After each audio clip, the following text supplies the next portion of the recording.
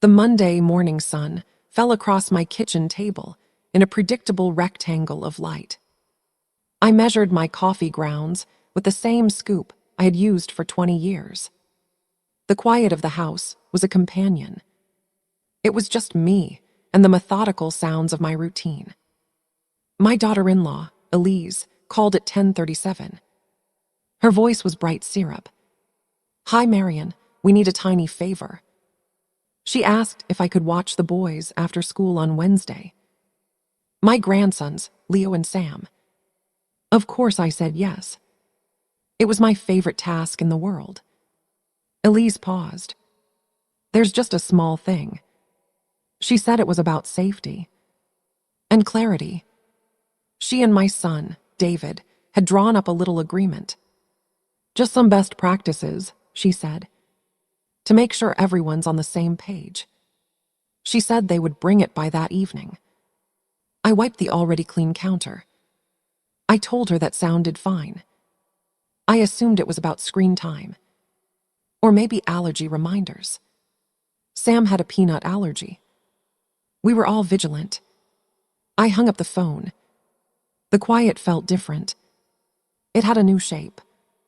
David and Elise arrived after dinner. David held a manila folder. He didn't meet my eyes. He kissed my cheek. His smile was tight. Elise placed a document on the table. It was several pages thick. The title was bold: Grandparent Visitation and Care Agreement. I looked at my son. "What's all this?" "It's standard, Mom." He spoke to the tabletop.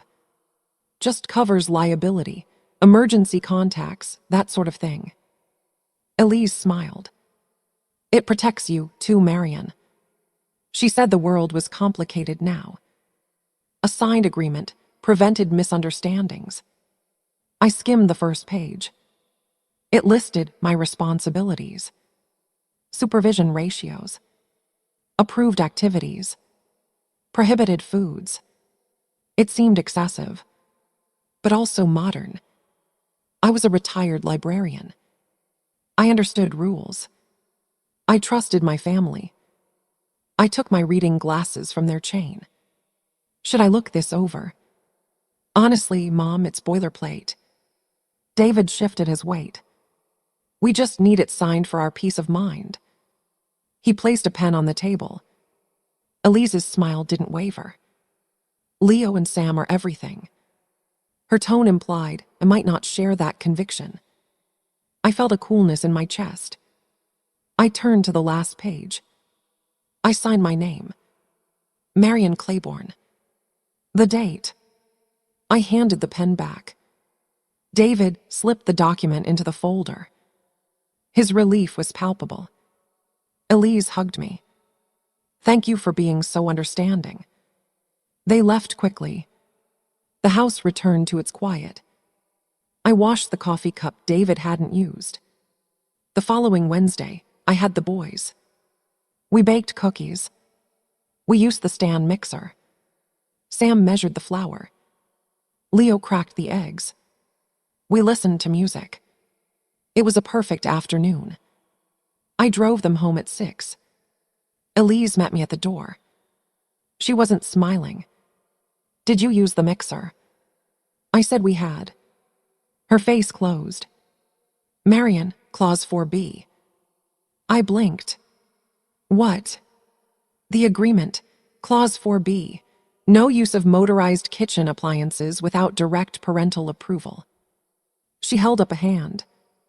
"The risk of laceration or entanglement is too high." I stared at her. "It's a stand mixer. It has moving parts." David appeared behind her. He looked tired. "Mom, we talked about this." "We didn't." My voice was calm. "You handed me a document. I signed it." "Which means you agreed to the terms." Elise's voice was firm. "Please, just read the agreement before they come next time." She gently guided the boys inside. The door shut. I stood on the porch. I felt like I had failed a test I didn't know I was taking. That night, I found the copy they had left me. I read it. Properly. It wasn't a simple safety sheet. It was a contract. It governed everything. Operating hours for visits. Pre-approved conversational topics. A prohibition on discussing family history or personal anecdotes not pre-vetted. Financial clauses. I could not give the children any gift valued over $20 without written consent.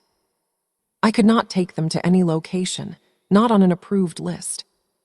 I could not discuss religion, politics, or hypothetical scenarios. My access was conditional. On compliance. On their discretion. Section 8 was the core. It stated that any breach of the terms could result in the immediate and indefinite suspension of visitation privileges. At their sole discretion. No appeal. My signature was at the bottom. Clear and permanent. A week passed. David called. He didn't mention the mixer. He asked if I could come for Sunday dinner. I said yes. I brought a bouquet of approved, non-allergenic flowers. Dinner was strained. Elise directed the conversation. She talked about the boys' new coding tutor, their advanced math worksheets. My son was quiet. He drank 2 glasses of wine quickly. After dinner, Elise took the boys for a bath. David and I cleared the table. I spoke softly. David, this agreement, it feels severe. He wouldn't look at me. It's for the best, Mom. Why? Because things need to be clear. What things? He put down a plate. You're getting older. He said it gently, like a diagnosis. We just need structure, so we all know the rules. I've never needed rules to love my grandchildren. See, he turned to me. That's the kind of emotional pushback that isn't helpful. He said I was being difficult, that I wasn't adapting. The word hung in the air. Difficult. It was a small, sharp word. It did a lot of work. I stopped talking. I finished loading the dishwasher. I left soon after. The contract began to breathe. It lived in my house. Elise texted a reminder before the next visit. Please review clauses 7 and 9 prior to arrival. Clause 7 covered transportation. I was to take no detours. No unscheduled stops. Clause 9 was about communication. I was to report any emotional disturbance or non-routine comment from the children within 1 hour. I took the boys to the park. It was on the approved list. Leo sat on a swing. He didn't want to swing. He just sat there. Grandma. Yes, sweetheart. Is Daddy sad? I paused. This felt like an emotional disturbance. It also felt like my grandson needing to talk. I chose my words like stepping on stones. Sometimes adults have a lot on their minds. He sighs a lot. He might be tired. Leo kicked at the mulch. He and Mom talk in the kitchen at night, in low voices. I placed a hand on his back. It's okay to be concerned. I reported the exchange to Elise. As required. She called me. Thank you for reporting. Her tone was clinical. In the future, please redirect such inquiries. The approved response is, all adults are fine. What would you like to play? I held the phone. Elise, he's asking about his father. Your role is care, not counseling. She hung up.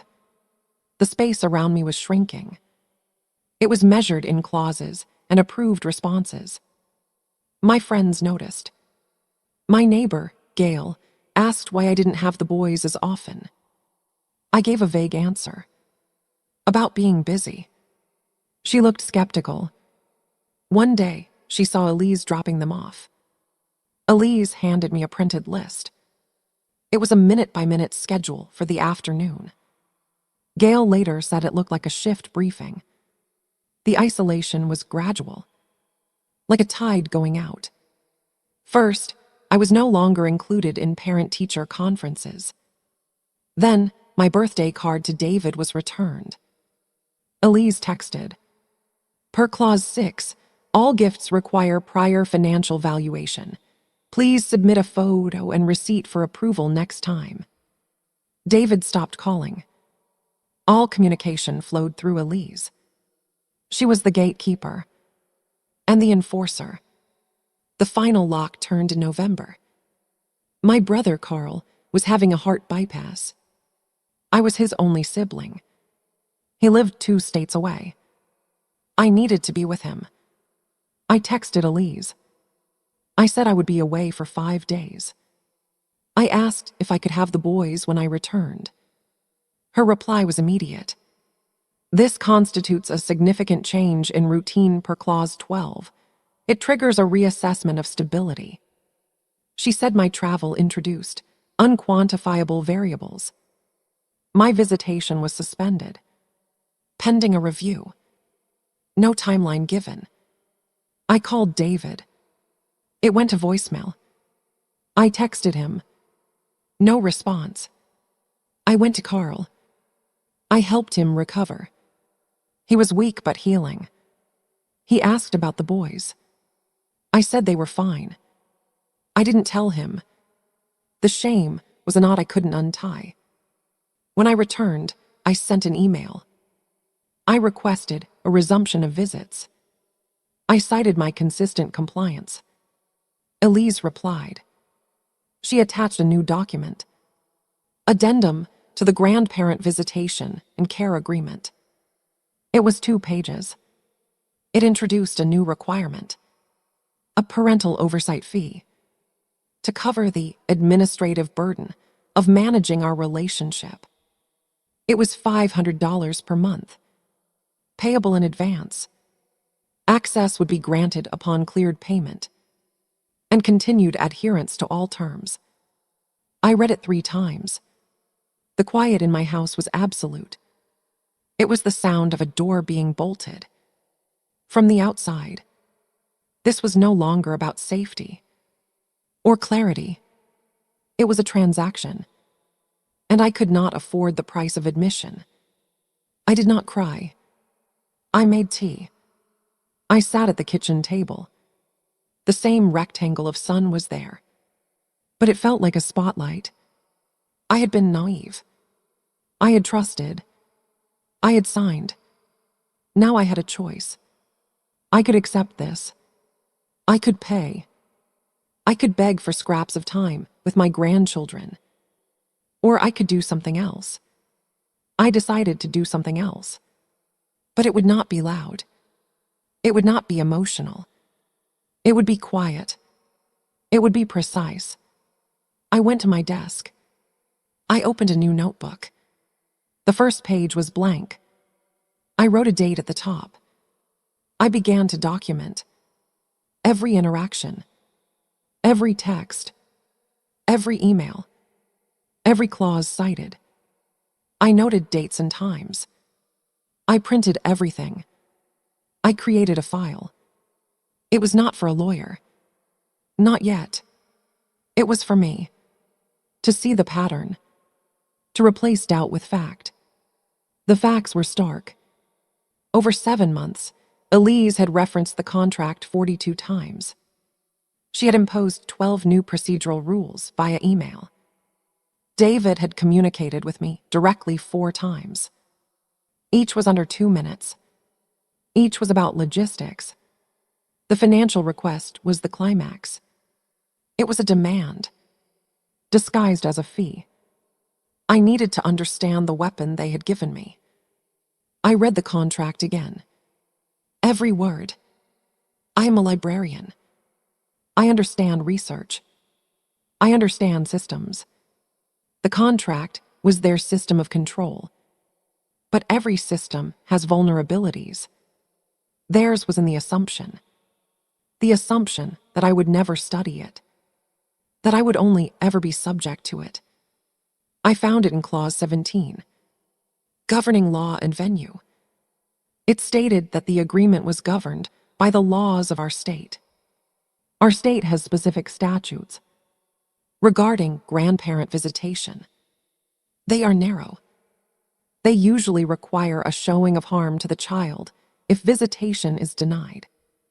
But there was another statute, one about contracts signed under circumstances of undue influence or inequality of bargaining power. It was a complex legal concept, but the contract itself created a record of that inequality. They had meticulously documented their own control. I had a copy. They had the original, with my signature. I needed a lawyer, but not a loud one, not a fighter. I needed a quiet, procedural expert. I found her name online. Claudia Vance. Her practice was in estate law and civil procedure. Her website was plain.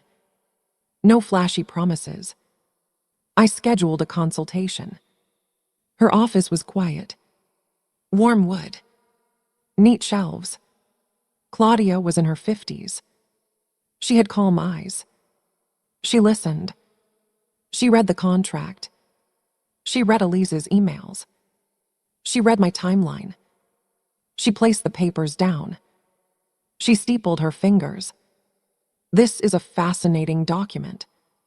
She said it was a masterpiece of domestic control. But it is also a trap for them. She explained.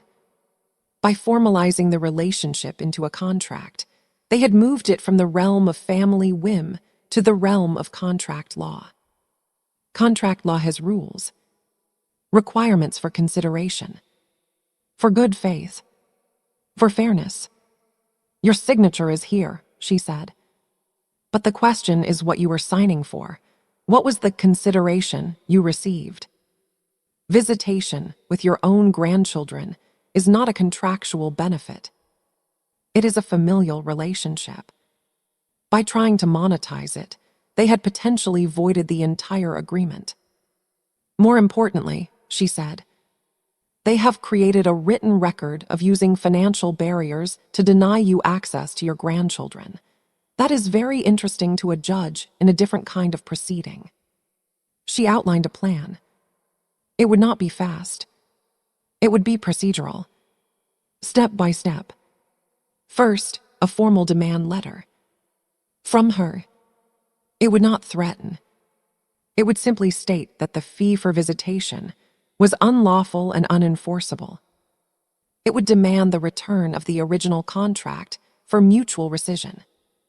It would give them a deadline. 2 weeks. We expect they will refuse, Claudia said. Or ignore it.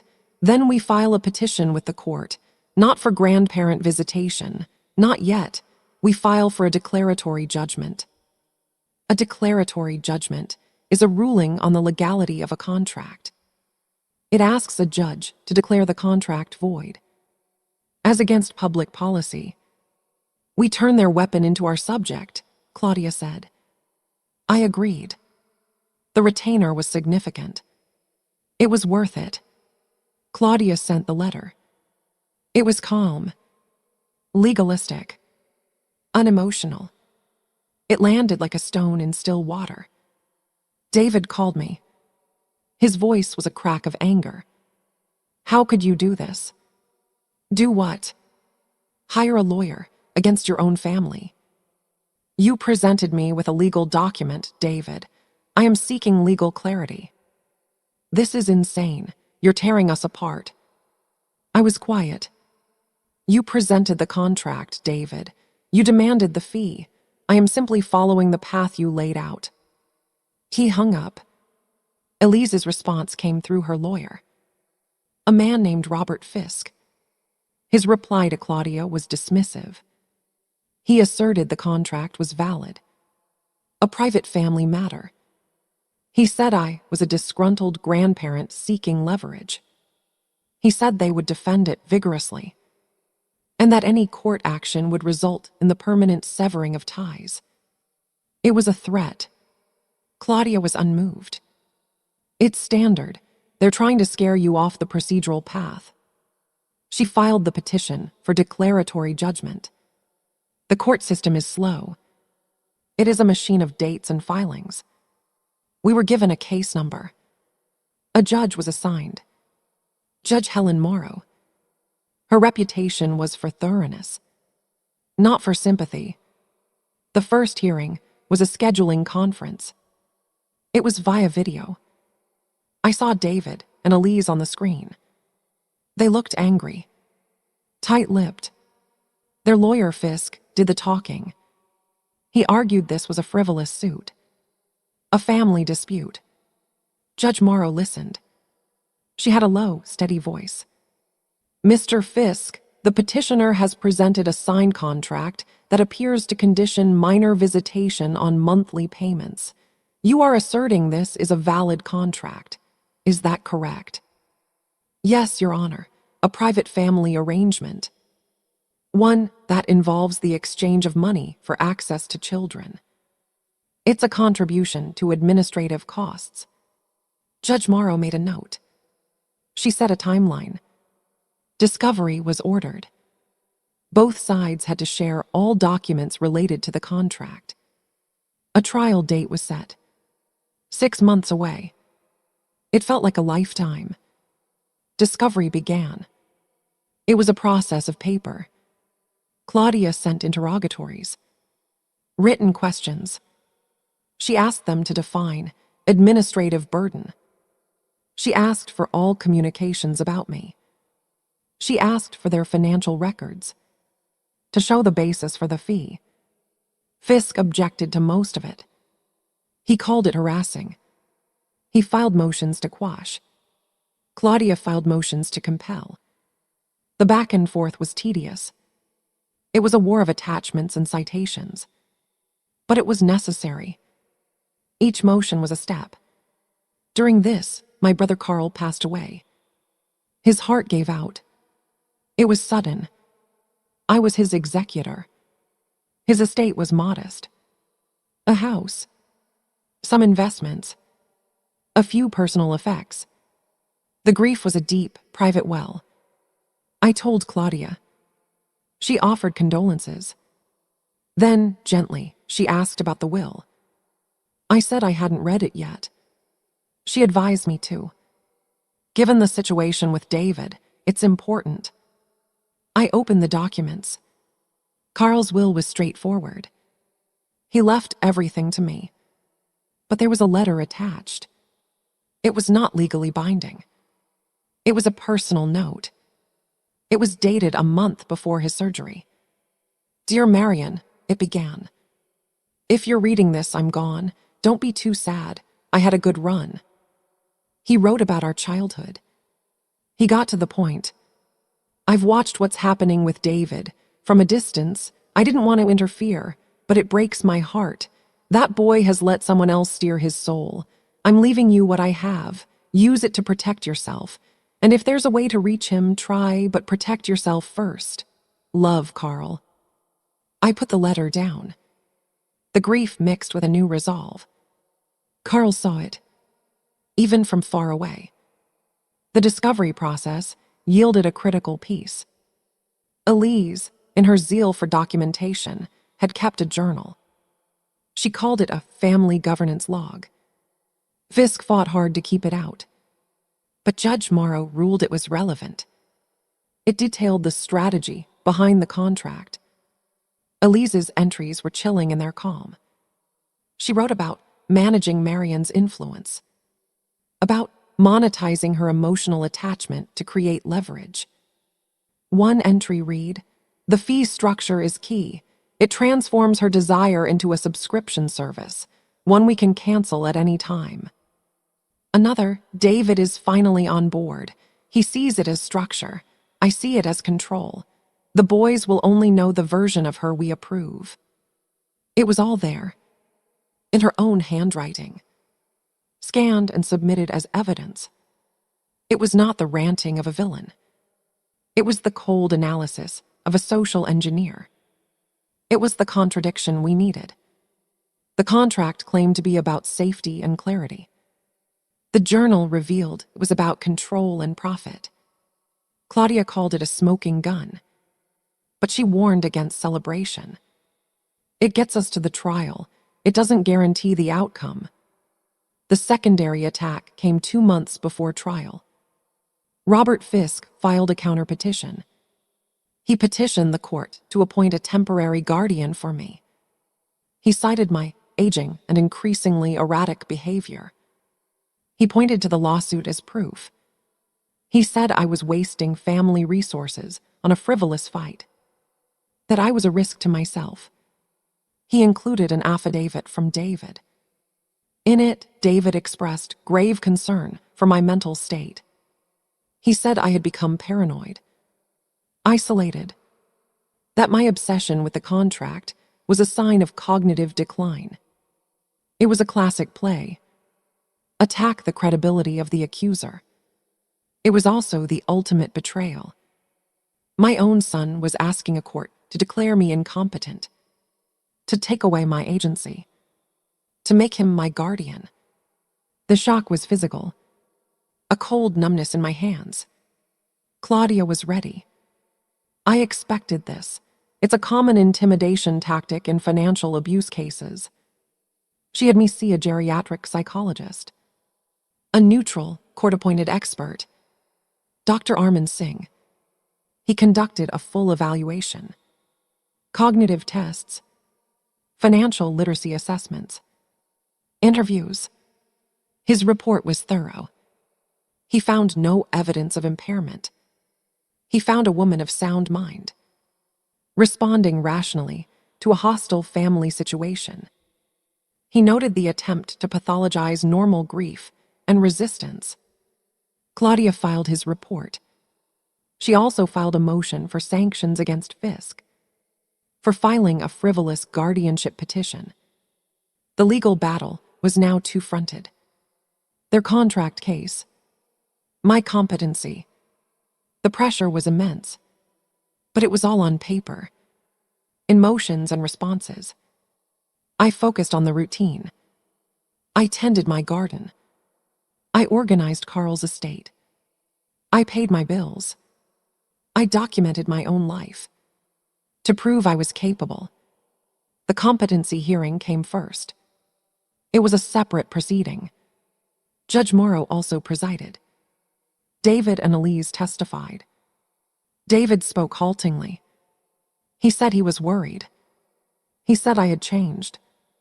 He said I was fixated on the contract. Elise was polished. She spoke of her duty, her concern. She painted a picture of a woman slipping, a woman who needed protection from herself. My lawyer, Claudia, cross-examined. She was quiet, methodical. Mr. Claiborne, when did you first notice this cognitive decline? David hesitated. It's been gradual. Can you name one bill your mother has failed to pay? I don't know. One appointment she has missed. I'm not sure. Have you visited her home in the last 6 months? No. Have you spoken to her for more than 2 minutes in the last year? Silence. Claudia turned to Elise. Ms. Elise Claiborne, you keep a detailed family journal, correct? Yes. You documented the strategy behind the visitation contract. It was for clarity. In your entry of April 12th, you wrote, "The fee is the lever. We can adjust it based on compliance." Is that about clarity or about control? Elise froze. That was a private note. Submitted to this court. You were designing a compliance system for a family relationship, were you not? It was for everyone's good. Dr. Singh testified. He was clear, authoritative. He stated I scored above average on all cognitive assessments. He said my understanding of the legal proceedings was exceptional. He called the guardianship petition premature and predatory. Judge Morrow did not rule from the bench. She took it under advisement. A week later, her order arrived. It was a dense legal document. Claudia summarized it. The petition for guardianship is denied. In strong terms, she calls it an obvious and cynical attempt to gain litigation advantage. She awards you attorney's fees from your son and his wife, and she issues a warning. The warning was that any further such filings would be met with sanctions. It was a victory, but not the main one. The main event was the contract trial. It began on a Tuesday morning. It was not in a dramatic courtroom. It was in a small, wood-paneled chamber. Judge Morrow sat at the bench. There were no jurors. This was a bench trial. She alone would decide. The trial lasted 2 days. It was not dramatic. It was a meticulous review of documents. Fisk argued the contract was a reasonable, private agreement. He said families could arrange their affairs as they saw fit. He said I had signed willingly. Claudia argued the contract was unconscionable, that its purpose was contrary to public policy, that it attempted to commodify a grandparent's love. She entered Elise's journal into evidence. She had Elise read entries aloud. Elise's voice was flat, emotionless, but the words were damning. Claudia saved her final argument for a simple point. She held up the contract. The law allows families to set rules. It does not allow families to set prices on love. This document does not protect children. It protects control. It turns a grandmother into a customer and a mother into a warden. That is not a contract the law can ever endorse. Judge Morrow thanked both sides. She said she would issue a written ruling. We left the courtroom. David and Elise walked out ahead of me. They did not look back. The wait was 3 weeks. The ruling arrived by email. A PDF from Claudia. The subject line, judgment. I opened it. My hands were steady. I read. Judge Morrow's ruling was methodical. She went through each clause. She found the entire contract void as against public policy. She wrote, "The court finds the primary purpose of the agreement was not to ensure safety, but to establish financial and psychological dominance. The imposition of a monthly fee for visitation is particularly odious and has no basis in law or family decency." She ordered the original contract destroyed. She enjoined David and Elise from creating any similar agreement. Then she went further. She found that their actions, documented in Elise's own journal, constituted financial and emotional elder abuse under the state civil statutes. She awarded me damages, a significant sum, to be paid by David and Elise, not from any trust, from their personal assets. She also, in a final paragraph, granted me court-ordered visitation with Leo and Sam. It was a standard schedule. Every other weekend. 1 month in the summer. It was enforced by the court. It could not be canceled for a fee. It was the law. Claudia called. Her voice held a rare note of satisfaction. It's over, and it's a precedent. They played a legal game. They lost by the legal rules. I thanked her. I sat at my kitchen table. The same sun was there. But the quiet was different. It was no longer the quiet of isolation. It was the quiet of resolution. The aftermath was procedural. The damages were paid. A check arrived from a joint account held by David and Elise. I deposited it. I set up a trust for Leo and Sam with a portion of it. The rest secured my future. The court-ordered visits began. They were stiff at first. A social worker supervised the first 2 exchanges. The boys were confused, but they were also happy to see me. We did not speak of the contract. We did not speak of their parents. We baked cookies. We used the stand mixer. No one protested. Over time, the stiffness eased. David did not speak to me. Elise never would. The visits happened at my house. They were dropped off and picked up at the curb. No conversations. No eye contact. Life rebuilt itself around this new, court-defined normal. I saw my grandsons grow. I was there. As a fact. Not a privilege. One afternoon, Leo, now 12, was helping me in the garden. He stopped weeding. He looked at me. His eyes were serious. "Grandma." "Yes." "Did Mom and Dad do something bad to you?" I wiped my hands on my apron. I chose my words. Sometimes people get very lost in their own ideas. They made some choices that hurt. The court helped fix those choices. "Are you still sad?" I thought about it. "I'm not sad when I'm with you. I'm just your grandma." He nodded. He went back to weeding. That was enough. The years passed. The quiet justice held.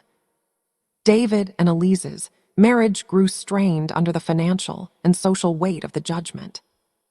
They never apologized. They never acknowledged. They simply lived with the consequences. I lived my life. I read. I gardened. I saw my grandsons. I had peace. It was a peace carved out by the law, defended by procedure. It was not the family I had dreamed of, but it was the truth I had been given, and I tended it with the same care I gave my roses. The final reflection came to me just the other day. Leo is in college now. Sam starts next year. They come for dinner when they are home. We talk easily. The past is a shadow we don't name. I was cleaning out a drawer. I found the notebook. The first one I had started. The timeline of my awakening. I flipped through the pages. The neat handwriting. The dated entries. The slow, dawning realization. I had documented my own erasure. And in doing so, I had prevented it. I closed the notebook. I put it away. The question that remains is not about justice. That was served. It is a quieter question. It haunts me in the good quiet of my home. My son looked at me one day and saw a problem to be managed, a voice to be silenced, a heart to be monetized. When did the boy I read stories to become the man who drew up that contract? And which of us, in the end, was truly erased? The finality of the judgment did not feel like a victory march. It felt like a door closing on a long, cold corridor. The heat of the legal battle dissipated, leaving behind the sterile, ordered room of the court's decree. My life was no longer under siege. It was under new management. My management. The first order of business was practical. The damages awarded were substantial. Claudia had structured it as restitution for emotional distress and financial exploitation, a category the court accepted. The check arrived by certified mail. It was drawn on David and Elise's joint brokerage account. I saw the account number on the check stub. I felt nothing. I endorsed it. I deposited it. I met with a financial advisor Claudia recommended, a woman named Anya with a calm, numerical demeanor. We created a plan. A large portion was placed in a trust for Leo and Sam, inaccessible until they were 25. The terms were simple. It could be used for education, a first home, or starting a business. It was not a weapon. It was a fact. Their parents would know it existed. They would know they could not touch it. That was part of the structure. The remainder secured my retirement. It paid off my mortgage. It created a buffer of care should I ever need it. It was independence, rendered in digits on a statement. I filed the statements away. I did not look at them often. The court-ordered visitation schedule was a document of stark simplicity. It was not a relationship. It was a calendar. Every other weekend, from Friday at 6 p.m. to Sunday at 6 p.m. 1 month in the summer, with dates specified. Major holidays alternated. The first two exchanges were to be supervised by a court-appointment family coordinator. Her name was Susan. She was a retired school administrator. She met me at my house first. She was assessing the environment for safety, for suitability. She walked through the rooms. She noted the smoke detectors. She asked about the pool fence. She saw the books, the garden, the cookie jar. She nodded. She made notes on a clipboard. She met David and Elise at their curb. I watched from the window. The conversation was brief. Susan's posture was professional, neutral. David's shoulders were hunched. Elise's arms were crossed. The boys got out of the car. They had backpacks. They walked up the path with Susan behind them. Susan brought them to the door. She smiled at me. She smiled at the boys. "I'll be back Sunday at 6, she said. Her job was to observe the handoff, to ensure it was conflict-free. It was. The car drove away. Leah was 9. Sam was 7. They stood in my foyer. They looked uncertain. "Welcome," I said. "Your rooms are ready, and I believe there's cookie dough in the fridge that needs attention." That broke the spell. The familiarity of the ritual, the smell of the kitchen, the act of scooping dough onto a sheet, these were the rails we rode back to each other. We did not talk about the court. We did not talk about their parents. We talked about school, about a video game, about a book. Susan returned on Sunday. The boys packed their things. They hugged me. It was a real hug from Sam, a quicker one from Leo. "See you in 2 weeks, I said. They nodded. Susan walked them to the curb. The same car arrived. The same silent exchange. Susan came back to my door to confirm the transfer was complete. "It went smoothly," she said. "They're good boys." I thanked her. Her role was finished after that second exchange. The mechanism was now established. The subsequent visits followed the pattern. Every other Friday at 6 o'clock, their car pulled up. The boys got out. The car drove off. No wave, no eye contact from the driver's seat. It was a delivery. On Sunday at 6, the car returned. The boys got in. It departed. Within this rigid frame, life grew. The stiffness of the first year softened. The boys brought school projects. We built a treehouse in the backyard. We planted a vegetable garden. We had a routine. Pancakes on Saturday morning. Library trips. Movies on the couch. The silence from David was absolute. He obeyed the court order to the letter. He provided the children at the appointed time. He did not communicate with me. All necessary information, medical forms, school schedules, came through a parenting app mandated by the court. It was a secured platform where all messages were logged and admissible. Elise used it only for bare essentials. "Sam needs his allergy medication at 7 p.m. Leo has a dentist appointment next Thursday." My replies were equally minimal. Received, thank you. I learned to live with this bifurcated reality. In one lane, I was a grandmother with a warm, growing relationship with my grandchildren. In the other lane, I was a legal entity to my son, a petitioner who had defeated him, a creditor he had paid. Emotional processing was slow. It happened in flashes in the quiet moments after the boys left. The grief was not for the current silence. It was for the memory of the little boy who had held my hand. It was for the loss of a future I had imagined, a future of shared holidays, of watching my son become a father, of being a woven part of a family tapestry. That future was gone. It had been cut away surgically by the law. What remained was a different picture, clearer lines, defined borders. Less warmth, but no more deception. About 2 years after the judgment, I heard through Gail, my neighbor, who heard from someone else, that David and Elise had put their house on the market. It sold quickly. They moved to a smaller townhouse in a less expensive neighborhood. The damages payment and their legal fees had taken a toll. Gail said they kept to themselves. She said no more. I did not ask. The boys mentioned it once. "We moved," Leo said, while helping me stake tomatoes. "I heard," I said. "Do you like your new room?" "It's smaller," Sam said, "but I have the top bunk." We went back to tying up vines. The summer visits were the best. A full month, we would plan a trip. One year we went to the coast. We rented a small cottage. We flew kites on the beach. We collected shells. Another year, we explored historical sites around the state. We made scrapbooks. The uninterrupted time allowed a deeper rhythm to develop. They would bicker like normal brothers. They would get bored. They would read books for hours. We fell into an easy, daily companionship.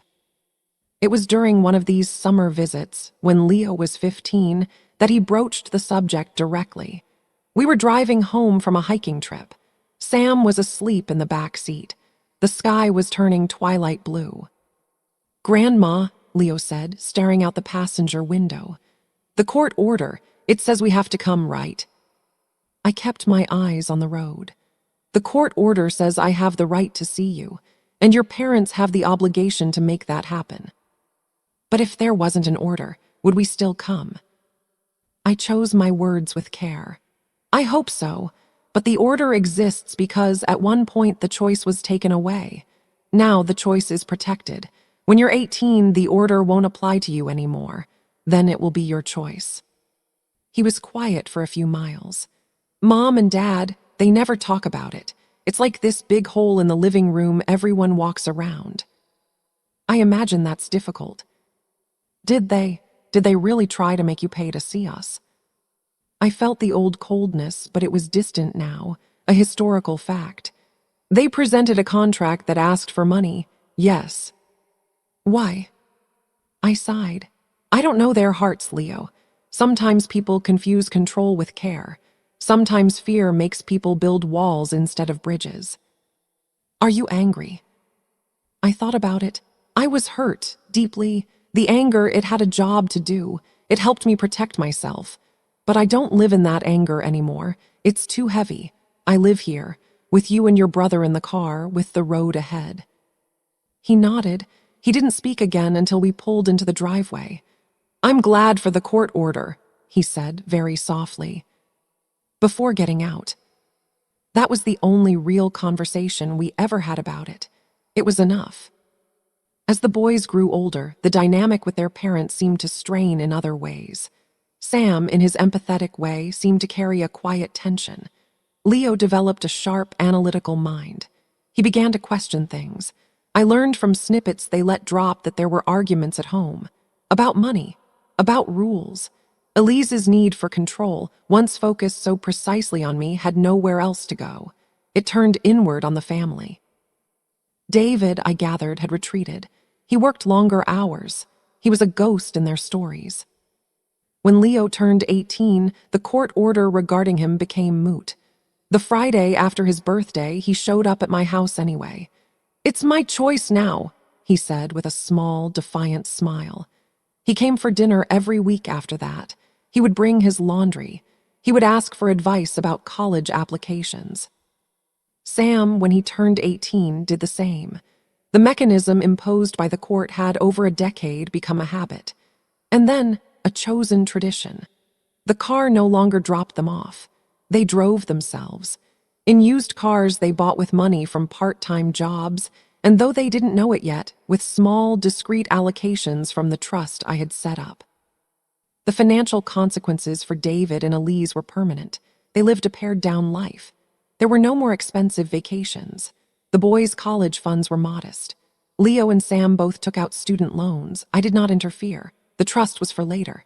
It was important they build their own lives. I did, however, pay for certain things directly: textbooks, a study abroad program for Sam, a reliable laptop for Leo. The parenting app was long gone. I communicated with the boys directly. Their parents had no visibility into these transactions. The final, quiet unraveling of David's life came to me through a tax document. As part of the court's judgment, I was entitled to certain financial disclosures for a period of 10 years. It was a monitoring provision to ensure no further asset hiding. The last disclosure before the requirement expired showed that David and Elise had filed for divorce.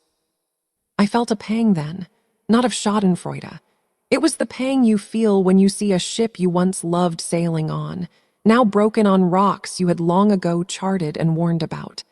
The marriage, built on a partnership of exclusion, had consumed itself. I did not hear from David. The divorce was finalized without a word to me. Elise moved to another state. David stayed in the townhouse. Leo told me his father was seeing a therapist, that he was trying to figure things out. I said that was good. I meant it. The years continued their steady march. I became an older woman. My hair went fully white. I moved a little slower. My garden became smaller, more manageable. The boys became men. Leo, the analyst, went into data science. Sam, the empath, became a physical therapist. They brought girlfriends, then a fiancé, to meet me. They asked for family recipes. They came for holidays. My home was the constant. Their father was not part of this stream of life. He existed in a parallel channel. They saw him, of course. They had a relationship with him. It was, from what I could gather, polite, careful, full of unspoken history. On my 75th birthday, Leo and Sam threw a small party for me at my house. Their partners helped. Gail was there. A few other friends. It was a lovely, gentle evening. As it was winding down, Leo pulled me aside. He held an envelope. "This came to my office," he said. His expression was unreadable. "It's addressed to you. I think you should open it now." The handwriting on the envelope was David's. I hadn't seen it in over 15 years. It was shakier, but it was his. I took it. I went to the kitchen table, the same table. I sat in the same chair.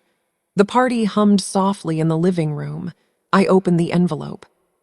It was a birthday card, a generic store-bought one. It had a picture of flowers on the front. Inside, he had written, "No, dear Mom," just words. "Happy birthday. I am sorry for the pain I caused. I have spent years understanding how I allowed it to happen. I cannot undo it.